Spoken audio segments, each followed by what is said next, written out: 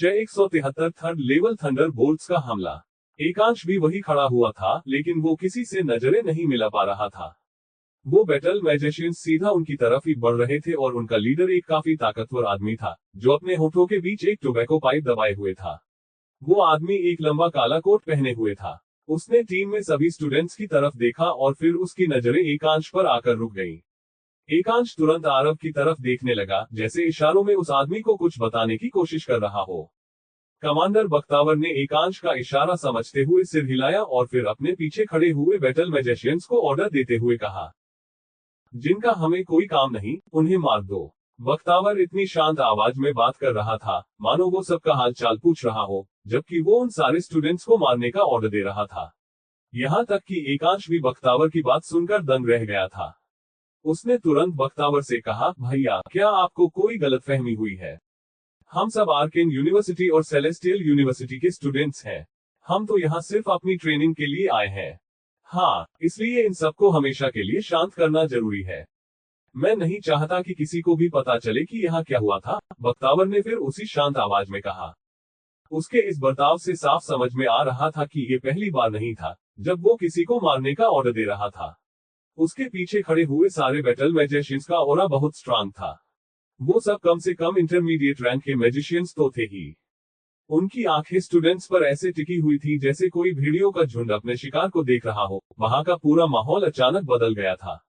उर्वी और आविष्का कुछ कहने वाली थी कि तभी उनके पैरों के नीचे बर्फ की जंजीरें आ गईं और उसने तुरंत उन पर हमला कर दिया। जैसे ही ये जंजीरें उर्वी और आविष्का के शरीर में गईं, वो उनके खून से पूरी तरह से लाल हो गईं। अगले ही पल दो हंसती खेलती लड़कियां पल भर में लाशों के ढेर में बदल गईं। ये नजारा दिल दहला देने वाला था। वो बैटल मैजिशियंस को देखकर खुश हो रहे थे, लेकिन उन्हें क्या पता था कि ये बैटल मैजिशियंस उनकी मौत बनकर आए थे। उर्वी और आविष्का की जान जा चुकी थी और इसके जिम्मेदार कोई और नहीं बल्कि वो बैटल मैजिशियंस थे, जिन्हें देखकर वो दोनों कुछ देर पहले तक बेहद खुश थे। अपनी आंखों के सामने का नजारा देखकर उन सारे स्टूडेंट्स के रोंगटे खड़े हो गए थे। वो सब सिर्फ यही जानते थे कि बैटल मैजिशियंस तो हमेशा उनकी रक्षा करते थे। वो न्याय और शक्ति के सूचक थे, लेकिन जो बैटल मैजिशियंस उनके सामने खड़े थे, वो ऐसे बिल्कुल भी नहीं थे। उनके अंदर जैसे कोई फीलिंग्स ही नहीं थी। वो दो लड़कियां, जिन्हें उन्होंने एक झटके में इतनी बेरहमी से मार दिया था, देश का उज्जवल भविष्य थी। भले ही उनकी सोच उन बैटल मैजिशियंस से अलग थी, लेकिन थी तो वो भी इंसान ही। बाकी लोगों की तरह उन्हें भी लगता था कि वो हमेशा एक बैटल मैजिशियन पर भरोसा कर सकते थे, लेकिन उनकी मौत के गुनहगार वो बैटल मैजिशियन ही थे। पलक झपकते ही उन बैटल मैजिशियंस ने उर्वी और आविष्का की जान ले ली थी। वो दोनों बहुत अच्छी दोस्त थी और इतनी मुश्किल ट्रेनिंग को सर्वाइव करके अपने घर जा रही थी। उन दोनों ने ये भी तय कर लिया था कि वापस जाकर वो लोग क्या करेगी, लेकिन इन दुष्ट बैटल मैजिशियंस ने उन्हें एक पल में ही मार दिया और उन दोनों को कुछ सोचने समझने का मौका भी नहीं मिला। देखो, एक स्टॉर्म क्लाउड। संभल कर, टीम में से कोई चिल्लाया। उसके चिल्लाने पर बाकी लोग भी ऊपर देखने लगे। उन्हें अपने ठीक ऊपर एक बहुत बड़ा स्टॉर्म क्लाउड दिखाई दिया। कड़ाक कक कक, कड़ाक कक कक। उसमें 3 बार बिजली चमकी। उसकी रफ्तार आरव के थंडर बोल्ट जितनी तेज तो नहीं थी, लेकिन आरव ने महसूस कर लिया था कि उसके अंदर बेहद खतरनाक लाइटनिंग एनर्जी भरी हुई थी, जो बाहर आने को बेचैन हो रही थी। ये तो थर्ड लेवल थंडर बोल्ट है, जल्दी सब इससे बचो, आरव ने जोर से चिल्ला कर कहा। कड़ाक कक कक। उसके ये बोलते ही आसमान में जोर से बिजली गरजी। वैसे तो आसमान एकदम नीला था, लेकिन जैसे ही थंडर बोल्ट ने अपना हमला किया, चारों तरफ उसकी रोशनी फैल गई। थंडर बोल्ट का ड्रैगन सीधे रुद्र के ऊपर हमला कर रहा था। रुद्र ने तुरंत अपनी पवित्र शील्ड का इस्तेमाल किया और अगले ही पल उसकी रक्षा करने के लिए एक सुनहरी शील्ड वहां आ गई थी। एक और दूसरे थंडर बोल्ट ने उन पर हमला किया, लेकिन ये कबीर की तरफ बढ़ रहा था, जो पहले ही बुरी तरह से घायल था। कबीर की हालत इतनी खराब थी कि वो खुद की रक्षा भी नहीं कर सकता था। जब उसने देखा कि एक थंडर बोल्ट उसकी तरफ बढ़ रहा था, तो उसकी आंखें फटी की फटी रह गईं। वो अपनी मौत को अपनी तरफ बढ़ते हुए देख रहा था। कबीर, जो कल के हादसे के बाद बहुत मुश्किल से जिंदा बच पाया था, उसके चिथड़े चिथड़े उड़ गए और उसके खून के छींटे बारिश की फुहार बनकर बरसने लगे। रुद्र, जो ठीक उसके बगल में खड़ा था, उसके ऊपर भी खून के छींटे पड़े थे। वो बुरी तरह से हैरान था और साथ ही साथ डरा हुआ भी था। ये शायद पहली बार था जब उसकी आंखों में डर साफ झलक रहा था। पिछली रात ही जब कबीर ने अपने पथरीले राक्षस को समन किया था, तो रुद्र उससे बहुत इम्प्रेस हुआ था कि इतने जल्दी उसने एक वॉरियर क्लास कॉन्ट्रैक्टेड बीस्ट हासिल कर लिया था। लेकिन आज वही कबीर जिंदा ही नहीं बचा था। कड़ाक कड़क कड़ाक कड़क कड़ाक कड़क। उन बैटल मैजिशियंस की थंडर बोल्ट टीम पर हमला करते ही जा रहे थे। शायद एक साथ लाइटनिंग मैजिशियन उन पर हमला कर रहे थे, इसलिए ये हमले लगातार हो रहे थे।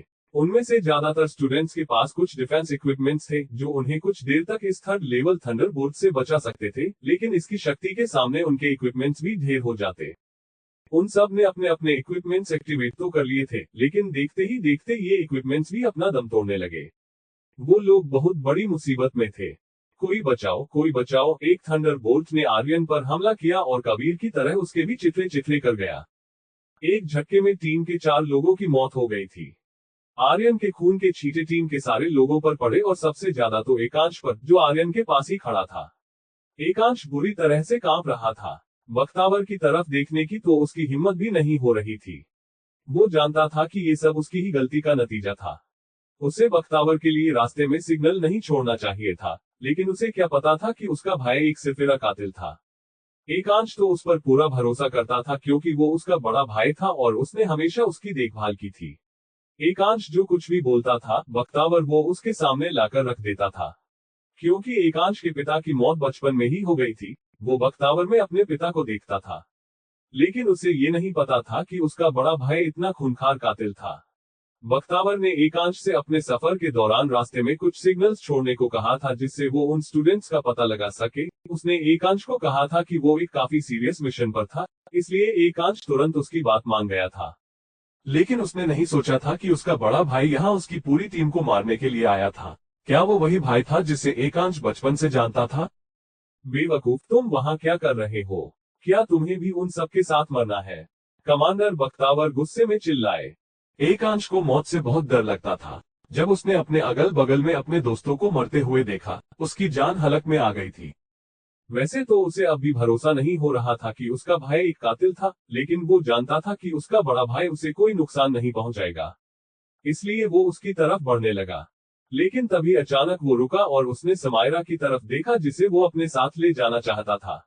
तभी एक थंडरबोल्ट ने उसके ठीक बगल में हमला किया और वो बुरी तरह से डर गया। इसके तुरंत बाद एक थंडरबोल्ट ने समायरा पर हमला किया और फिर प्राची पर, जो अपने डिफेंस इक्विपमेंट के साथ नीचे गिर गई। क्या तुम्हें सुनाई नहीं दिया? तुरंत यहाँ आओ, बख्तावर ने गुस्से में कहा। बख्तावर एकांश का बड़ा भाई था और उसकी हर एक बात एकांश के लिए पत्थर की लकीर थी।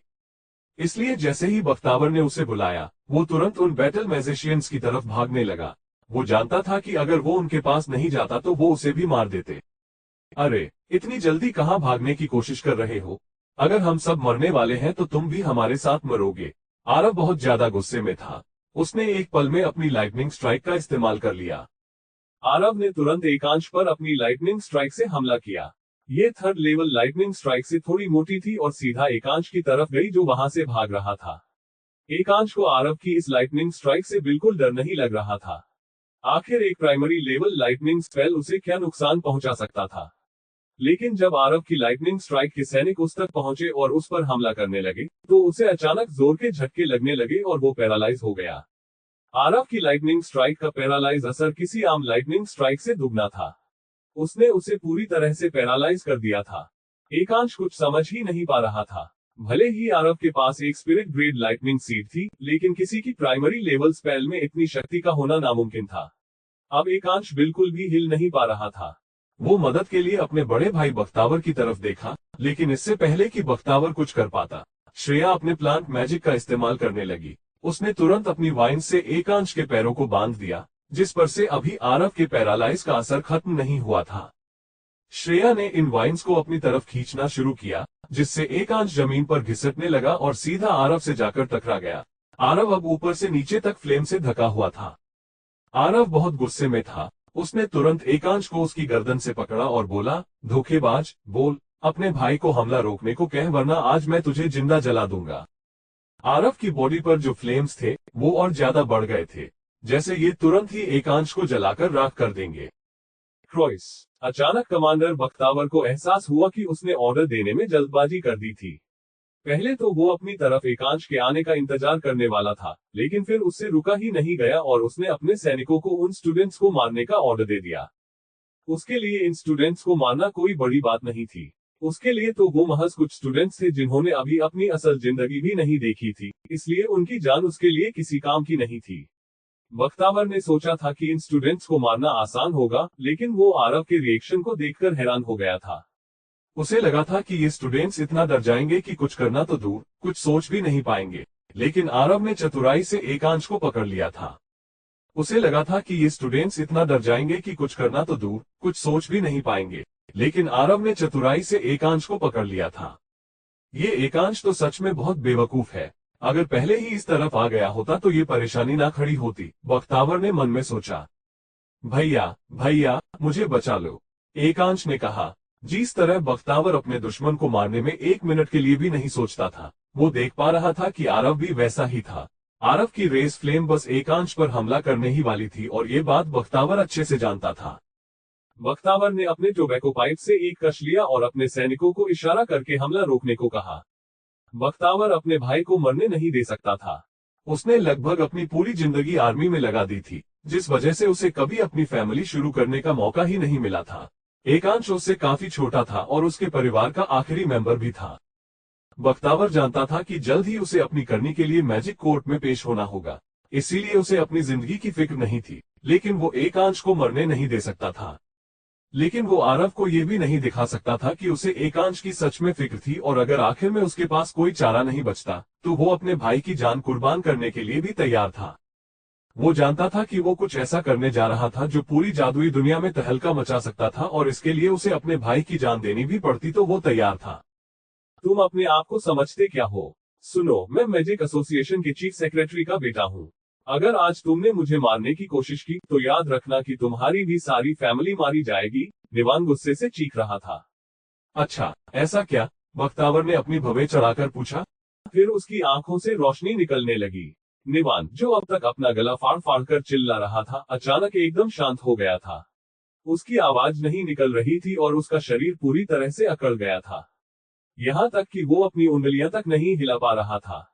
कुछ ही पलों में उसके शरीर पर एक हल्की परत जम गई थी। ये उसके पैरों से शुरू होकर उसके पूरे शरीर पर फैल गई थी। ये हल्की परत देखने में सीमेंट जैसी थी और कुछ ही पलों में जम गई थी। ये कुछ और नहीं बल्कि स्टोन एलिमेंट का कमाल था। बख्तावर ने अपने स्टोन मैजिक का इस्तेमाल करके निवान को पत्थर की मूर्ति में बदल दिया था। निवान ने उससे बाहर निकलने की बहुत कोशिश की, लेकिन उसका कोई फायदा नहीं हुआ। ऐसे लोगों को तो जिंदा रहना ही नहीं चाहिए। ये सिर्फ धरती पर बोझ हैं, बख्तावर ने अपने पाइप से एक कश लेते हुए कहा। ये कश लेते ही उसके जख्म काफी हद तक कम हो गए थे। वो ऐसे बर्ताव कर रहा था जैसे लोगों को मारना उसका रोज का काम था और इंसान उसके लिए महज पुतलों के अलावा कुछ भी नहीं थे। New image, comment, WhatsApp_Gray